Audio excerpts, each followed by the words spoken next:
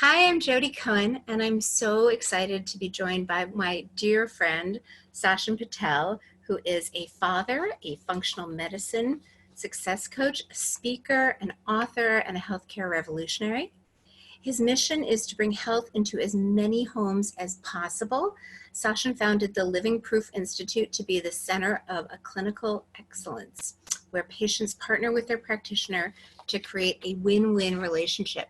And I'm super excited to talk about how the parasympathetic state can accelerate the excellence of the win-win relationship. So I'd love it if you'd kind of give your definition of the parasympathetic state and how that can help create this win-win collaboration.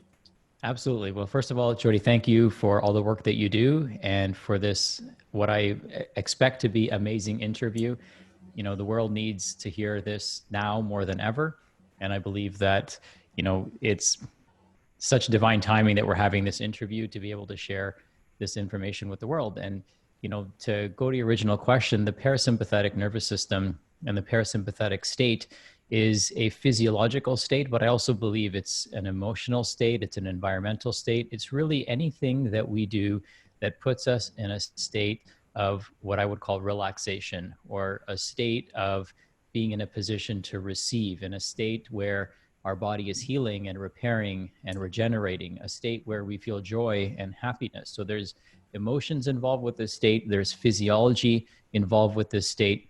There's spirituality, I believe, involved with this state. So it's really a lot of different things, but it's the state in which our body is happy, joyful, repairing, regenerating, prime for reproduction, prime for rebuilding and repairing, all the things that our clients are looking for. Everyone out there who's looking for health and wellness, what they're actually looking for is to be in this state so their body can be in a state of healing, repair, regeneration. And, you can never heal whatever condition you have unless your body is, and your strategy is focused on getting you or your family member, people that you love, or your patients, in my case, into a state that they can heal and repair.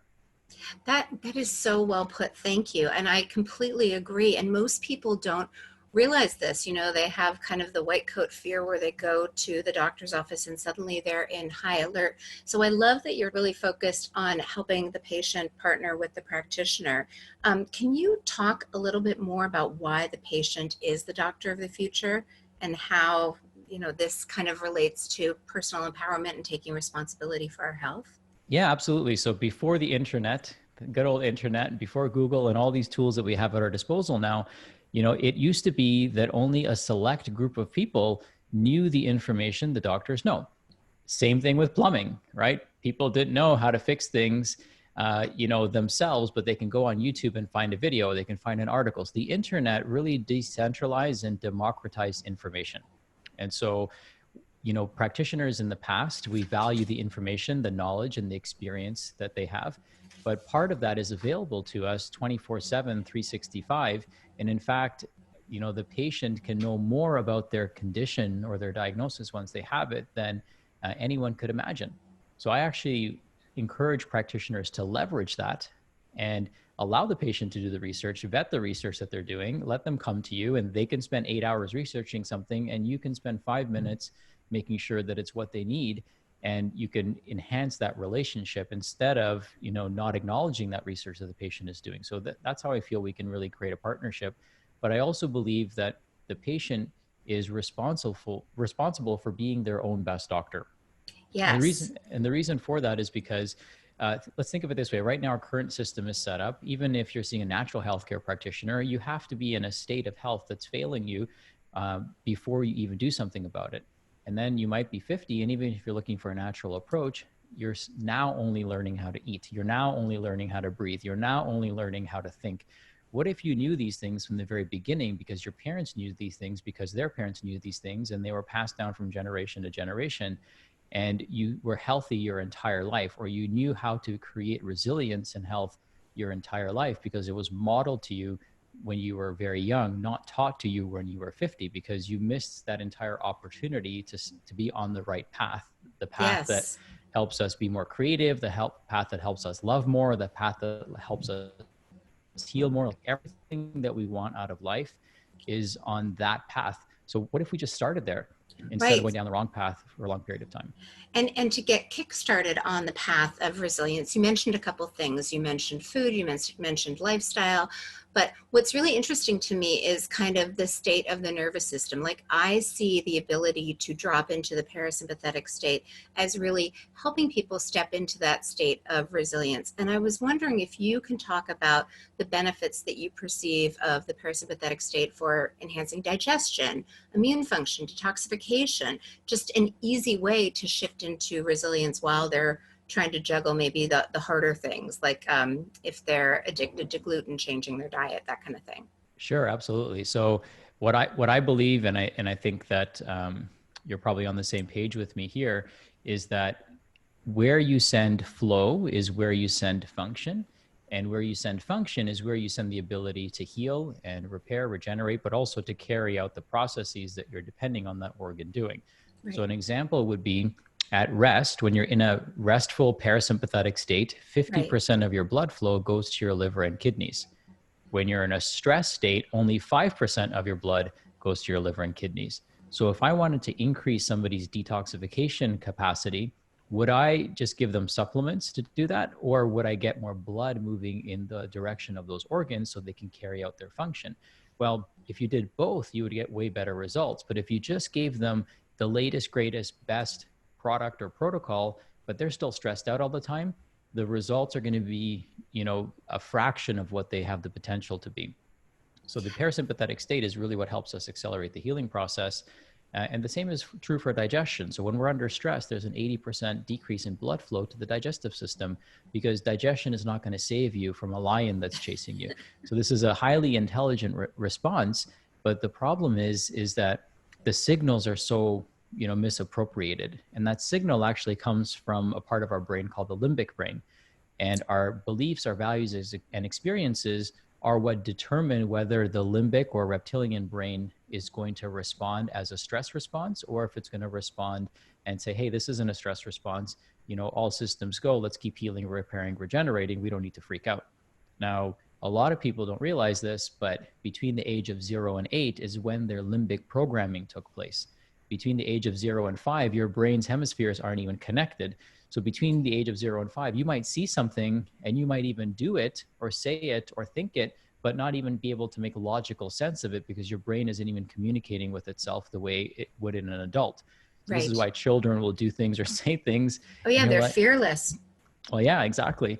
And so between age 0 and 8 is when our beliefs and values form.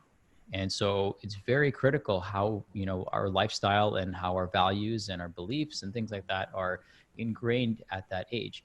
Now, this is the reason most adults become their parents, as much as they try not to.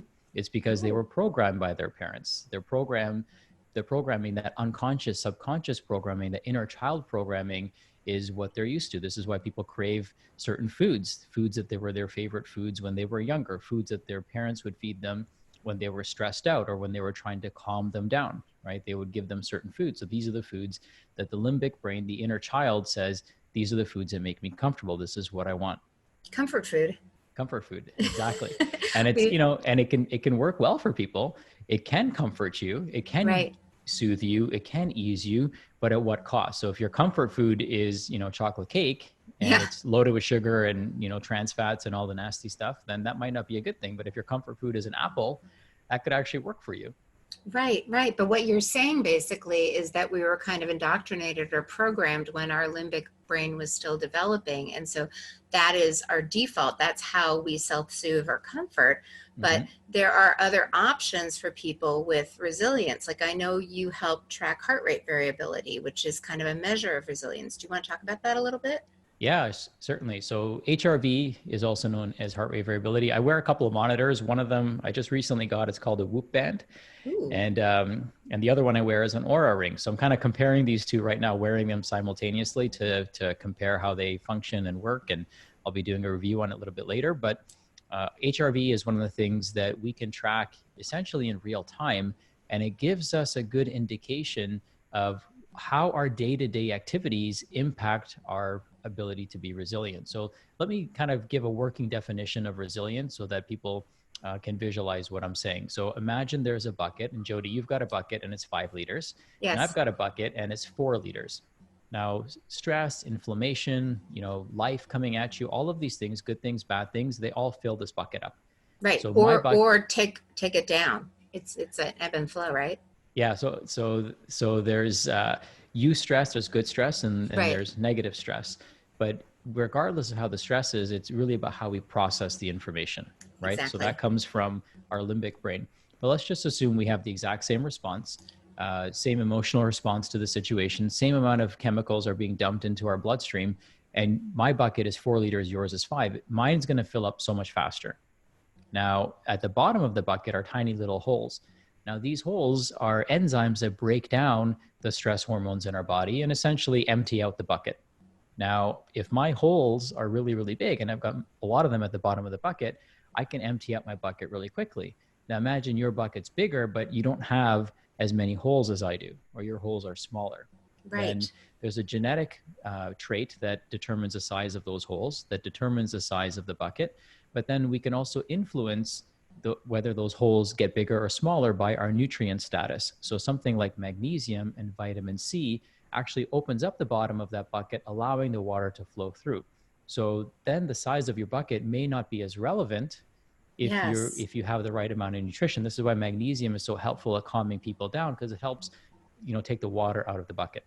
Exactly. And activating the parasympathetic state. This is what I firmly believe. You cannot control what is going on in the world. You cannot control, you know, right now as we're recording this, we're in the middle of the coronavirus upheaval, and there's a lot coming out of that's outside of our control. The only thing you can control is your response, and you can control that response with resilience and helping to move fluid through the bucket. That was a great analogy. Thank you. Oh, thank you. So I don't know if I answered the question about HRV, so I'll get to that. Okay. So HRV is, how big is that bucket? Okay.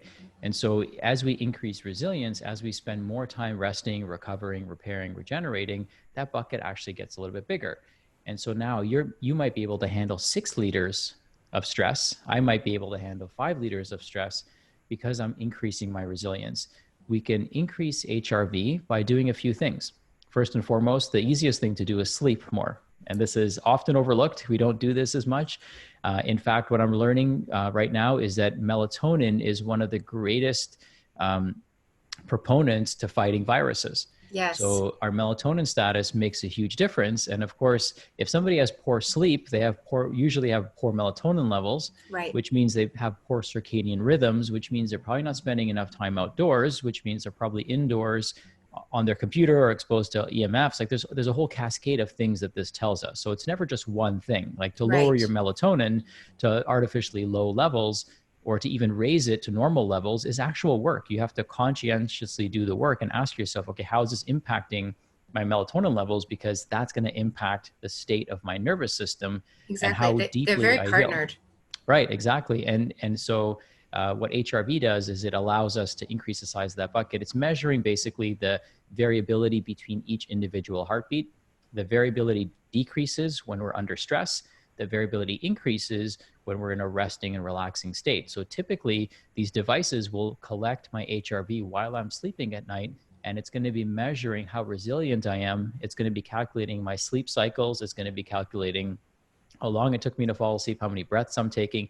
And all this information allows me in real time on a day-to-day basis make decisions on how hard I should push myself. Should I go for a walk Yes. today? Should I do yoga? Should I exercise?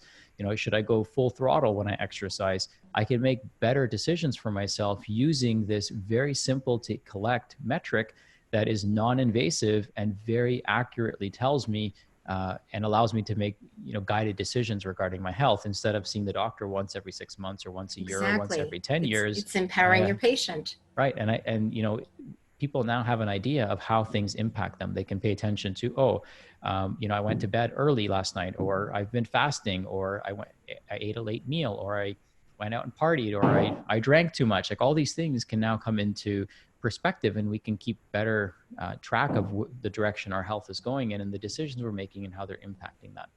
Right. No, exactly. Absolutely. And one thing I wanted to kind of land on with variability, one thing people don't always understand, it's not that it makes your heart beat faster or beat slower. It just helps you recover more quickly. Like the people that, sprint up the hill and then they return to normal more quickly. And the more quickly you can kind of recover, the bigger your bucket and the more you can handle stress because you can take it on and then you can recover and then you can go to the next thing. Exactly. So I'm curious, what's kind of your favorite source of inspiration and for your clients, both your other coaches and your end users? How do you like to help them get into resilience and recovery? What do you recommend? Well, we believe in joy first. So whatever you do, you have to actually enjoy it or love doing it. Otherwise, you're probably not going to do it and you're not going to look forward to it. So a lot of people, we know how we feel, how great we feel when we exercise, but some people, they dread exercise. So of course you're going to feel good because you're releasing endorphins and chemicals. But if you feel bad all day or you're dreading it all day, then it's actually moving your nervous system in the wrong direction.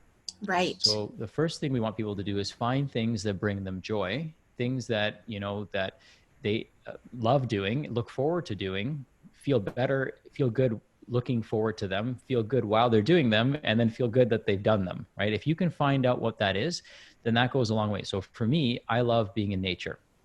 And so my secret tool, I don't want to call it a weapon, my secret tool to enhance creativity, to get me parasympathetic, to get me to in this kind of this cosmic and metaphoric state where my creativity is unlocked. I love going into nature.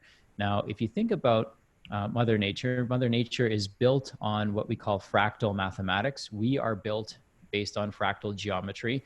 And so when you're out there and you're looking at plants and leaves and shapes and all of these fractal shapes that you're observing, you may not refer to them as fractal shapes, but that's what you're looking at.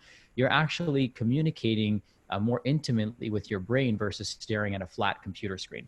So if you were staring at trees on a computer screen, that information is extremely flat. Whereas if you're out in the forest, you're kind of in 3 dimensions, so to speak. And your brain is built in 3 dimensions and fractal mathematics. So it's one of the most powerful ways to get you into a parasympathetic state because of the signal that it's sending to your unconscious mind. The sounds of birds are actually very calming to our nervous system. The sounds of running water are very calming to our nervous system. And they bring on, this unconscious, subconscious level of gratitude. So for me, that's what it is being in nature, being amongst the trees, watching the animals, just chilling out. And it gets my heart rate into a very, it gets it pretty low. It allows me mentally to focus, and we can actually unlock the creative side of our brain, the right side of our brain, by actually paying attention to the specific shapes that we see. So if you pick up a leaf and you start zooming in macroscopically and staring at it, you're actually unlocking creativity. This is why some of the greatest thinkers of our time and past times have always been stewards of nature. They spend a lot of time in nature, and that's where they get a lot of their inspiration from. For some people, it might be yoga. So I do yoga 3 to 5 times a week. And that's not necessarily a parasympathetic activity because when I'm doing it, my heart rate is racing and, I'm actually going through a physical movement. But how it makes me feel afterwards and how I feel looking forward to it is what gets me parasympathetic. So it's really finding activities that you enjoy doing that relax you, that bring out the best in you, unlock your creativity. Those are things that I encourage people to do. And it's going to be different for everybody. And you might have to experiment with a few things. I would say innately we know what that is, but we're coming up with some sort of excuse not to pursue it. Right, right. Well, sometimes also we actually feel and we tend to keep busy so we don't need to feel.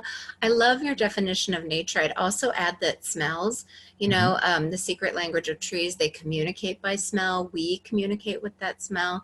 And there's some research that moving forward, kind of the movement that you have to, your eyes go back and forth, that also helps you drop into the parasympathetic state.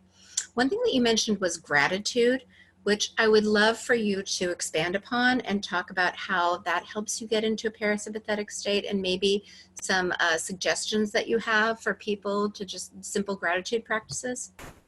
Yeah, certainly. So gratitude, there's lots of research actually, surprisingly, on gratitude and the way it rewires the brain, and it gets easier the more you do it.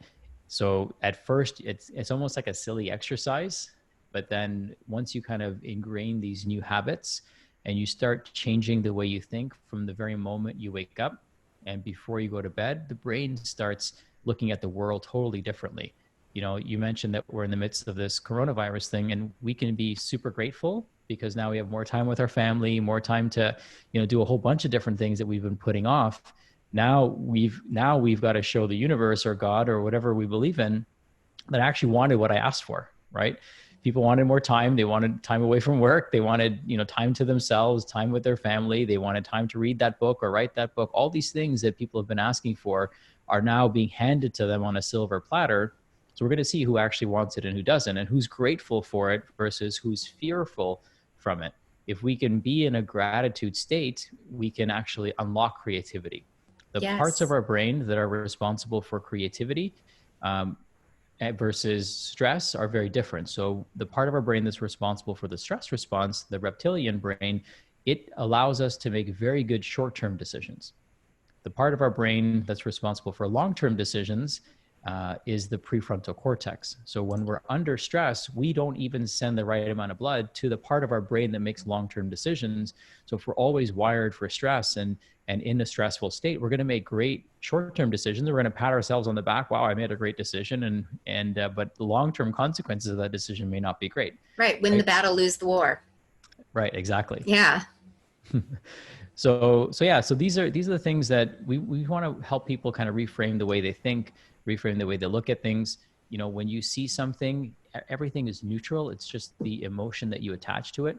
Now, sometimes I love that. we have to question the emotion that we've attached to something as well. So, for example, you know, I work with a lot of practitioners, and one thing that comes up is success. How do you feel when you meet someone who's really successful? And how you have a response to that person, the questions that come up for you, the thoughts that you have is a reflection not of you as a human being, but you as somebody who's been programmed to think a certain way. And so if somebody has a negative perception of wealthy people, then guess what? Unconsciously, they're actually blocking themselves from becoming wealthy because they never want to be that person.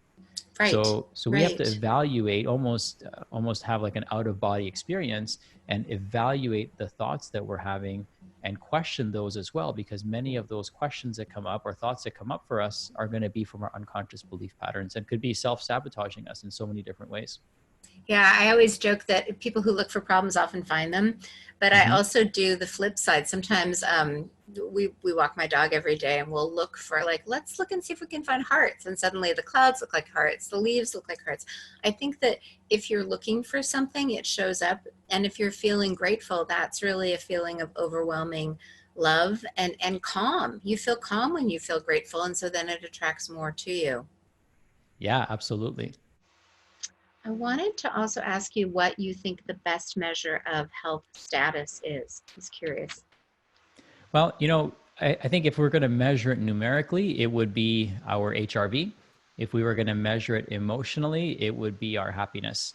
Because at the end of the day, our level of happiness determines the state of our physiology. And I know it sounds so simple, but being happy right now is one of the hardest things for people to do. Like truly, deeply joyous and happy with not a fake smile on their face, but a real smile on their face.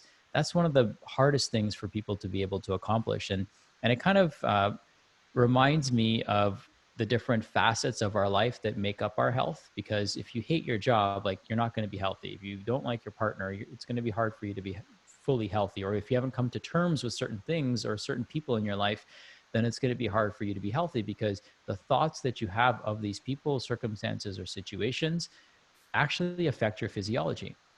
So if I bring up the name of someone or a situation that somebody's been through, or a circumstance, or whatever the case may be, I can actually hijack that person's physiology and take them from being a joyous, happy person to making them the opposite of that. That's right, because anticipatory stress triggers the same stress response in the body. You're Mm-hmm. exactly right. So, you know, simple ways to include gratitude. I mean, I set a gratitude alarm. My friend Chip Franks actually taught me that. And so you can How set often? How many times a day? twice a day. Okay. So it'll usually be, I have practice gratitude in the morning when I wake up, and not to say that I, you know, don't practice it throughout the day or in between. I'm grateful for this conversation, as I mentioned when we started. So there's lots of things for us to be grateful for, but I have dedicated time and my family knows, okay, when the alarm goes off, we all list something that we're grateful for. We usually list three I things love that we're that. grateful You know, for. it's funny. So it's a simple reminder, and I Yeah, do it no matter but where I am. scheduling So, time is brilliant. I schedule time for friends now because I was getting too busy. So if you put it mhm. in your calendar, it's there and you work around it. That's wonderful. Yeah, and then it kind of trained the family. So every time it goes off, people know and they shout out what they're grateful for. But I'll actually even do it when I'm with my friends. So if I'm at a dinner party or if I'm hanging out with my buddies, then I'll actually ask them. Like I'll let the alarm ring and I'll be like, "Hey guys, like that's my gratitude alarm. I want to know what you're grateful for today." And it's such a simple thing for us to do that you can do. It doesn't really cost you anything to do it. It costs you everything not to do it. You know, I was at a friend's birthday party recently and we went around the table and just kind of said what we were grateful for about that person. And they're kind of a shy person. They were so touched. So I Hmm. love that even if the alarm goes off, you might even say to one of your friends what you're grateful for. And the other thing I wanted to loop back about, like happiness, smiling, laughing, all of these things, your vagus nerve, which is the on off switch between your sympathetic state and your stress state, innervates the mouth and the face. So laughing and smiling can really help activate that nerve because it innervates that area of the body. Amazing. Yeah. So do things that bring a smile to your face. I don't know Exactly. I don't know if this has ever happened to you or maybe somebody who's listening to this, but sometimes I'll catch myself and my camera's on and I'll catch my face as I'm sending an email and it'll be like a neutral face or it's like my email face, you know what I mean? And sometimes it doesn't have a smile on it. So it reminds me kind of like, hey, there's always somebody watching. So put that smile on and I would imagine that a smile is an excellent way to communicate with somebody and you usually get a smile back. So if you're happy and smiling or you smile at somebody, you can positively affect that person's nervous system and stimulate their vagus nerve by simply getting them to smile back. Some of these things are emotional. Some of these Yes. triggers are emotional, but some of these triggers are physical as well. So just physically changing the physiology or the shape of somebody's smile, can actually activate parts of their vagus nerve that would get them more parasympathetic. So it's so powerful what we can do and the impact we can have on other people. Being several feet away, sometimes being Even through over the the phone internet. line. And Yeah. my favorite yoga instructor actually said that she very intentionally, when she has to, make those calls where, calling the credit card company to dispute a charge or something, she's like, I always smile and I always get better results. And I was like, huh, I'm going to try that. So now, whenever I type emails, whenever I'm making a call that feels hard for me, I Hmm. always try to smile and it always seems to prepave in a better way. Well, think about this. Now that we're talking about smiling, when you play with children, you usually have this big smile on your Oh, face, always. right? And if you look at the way people talk to adults versus the way they talk to children, imagine we started, just maybe not Or all your in, dog, the way you yeah, talk or to your your dog. dog, yeah, and that's probably one of the reasons that we feel better, right? Because Yes. of the contour and shape of our smile, and because we're activating those receptors in the face. Well, I hope everyone that's listening will like share in our smiles. And I'm so grateful to you and your time, Sasha. And thank you so, so much. This was amazing. Well, Jody, thank you. I appreciate the opportunity, and I'm grateful for our friendship. And I look forward to, using this platform and helping you use this platform to spread your message because it's awesome what you're doing. So thank you. Thank you so much.